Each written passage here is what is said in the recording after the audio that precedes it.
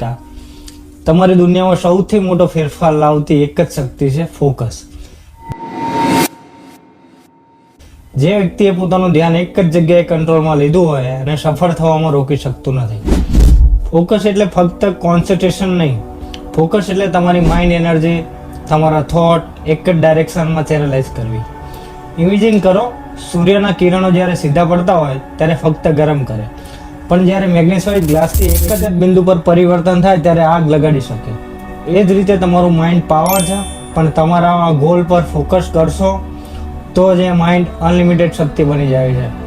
હમણાંના સમયનો સૌથી મોટો દુશ્મન ડિસ્ટ્રેક્શન. એનું કારણ છે કોન્શિયસ ફોકસ. તમારું mobile notification, social media scrolling, અનનેસેસરી video જોવાનું, એમાં તમારું માઇન્ડ ડિસ્ટ્રેક્શન થાય છે. આ બધું તમારું અટેન્શન ચોરી લે છે. તમે 10 કામ સ્ટાર્ટ કરો છો પણ એક પણ કામ પૂરું કરી નથી શકતા. જેમ કે આમાંથી અડધા લોકો તો વિડીયો છોડીને જતા રહ્યા પણ હશે. એનું કારણ છે તમારું ફોકસ મેન્ટેન નથી. Step to build focus. તમારું ક્લિયર વિઝન હોવું જોઈએ. ગ્રોર વગર ફોકસ શક્ય જ નથી. તમારા ગોલને રાઇટ ડાઉન કરો.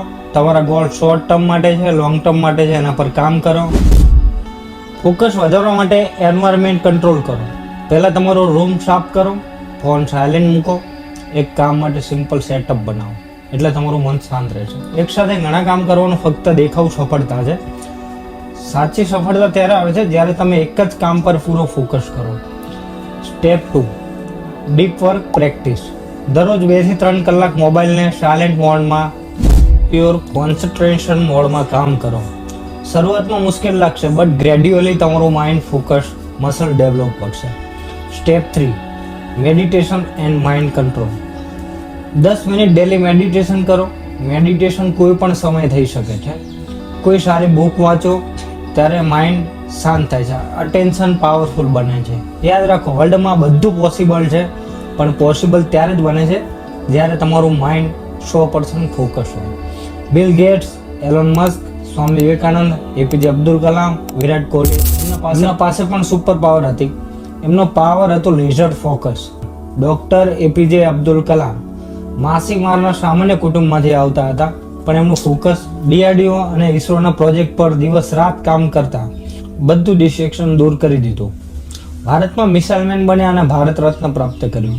તેમનું એકમાત્ર ફોકસ ભારતને મજબૂત બનાવવા. એલોન મસ્ક, ટેસ્લા, સ્પેસએક્સ, ન્યુરાલિંક, એક માણસ માટે અશક્ય લાગે એવા પ્રોજેક્ટ.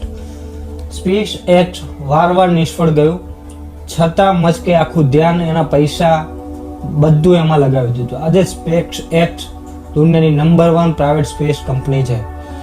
ફોકસ એ જ તમને ઇમ્પોસિબલને પોસિબલ બનાવવા મદદ કરશે. વિરાટ કોહલી પોતાના પિતાના મૃત્યુના બીજા જ દિવસે મેચ રમ્યો. પોતાની ફિટનેસ અને ક્રિકેટ પર 100% ડેડિકેશન આપ્યું. આજે દુનિયાનો ટોપ બેટ્સમેન છે. ફોકસ એટલે ભાવનાઓને કાબૂમાં રાખીને શ્રેષ્ઠ પ્રદર્શન કરવું. સ્ટીવ જોબ્સ, જે એપલના ફાઉન્ડર છે, કોલેજ ડ્રોપ આઉટ કરી પોતાની જ કંપનીમાંથી તમને બહાર કાઢી દેવાયા. ઇનોવેશન અને સિમ્પલિસિટી પર એકદમ સ્પષ્ટ ધ્યાન આપ્યું. રિઝલ્ટ આજે એપલને દુનિયાના સૌથી મોટી બ્રાન્ડ બનાવી આપી છે. તેમનો ફોકસ હતો ડિઝાઇન સિમ્પલ હોવું જોઈએ, અમૂલ્ય પાવરફુલ હોવો જોઈએ. તમારા લાઈફની ફ્યુચર જ તમારા ફોકસ પર ડિપેન્ડ છે. જેવો તમારો ફોકસ એવો તમારું future. So today choose focus over distraction, choose discipline over exercise, અને તમારી સ્ટોરીને ઇન્સ્પિરેશન સ્ટોરીમાં કન્વર્ટ કરો. જો તમને આ વિડીયોમાંથી કંઈક શીખવા મળ્યું હોય તો યાદ રાખજો, ફોકસ એ ગિફ્ટ નથી, ચોઇસ છે. દરરોજ નાની નાની પસંદગીઓ તમારું ફ્યુચર નક્કી કરે છે અને તમારા માઇન્ડને ટ્રેન કરે છે એક જ ડાયરેક્શનમાં, એક જ ગોલ માટે. Because you focus decide your destination. Stay focus, stay unstoppable. મળીશું આગામી વિડીયોમાં નવી એનર્જી અને નવા વિચારો સાથે. કોમેન્ટમાં જરૂરથી જણાવજો કે તમને આ વિડીયો કેવો લાગ્યો, અને તમારો ટોપિક મને આપજો કે નેક્સ્ટ વિડીયોમાં આ ટોપિક ઉપર વિડીયો બને.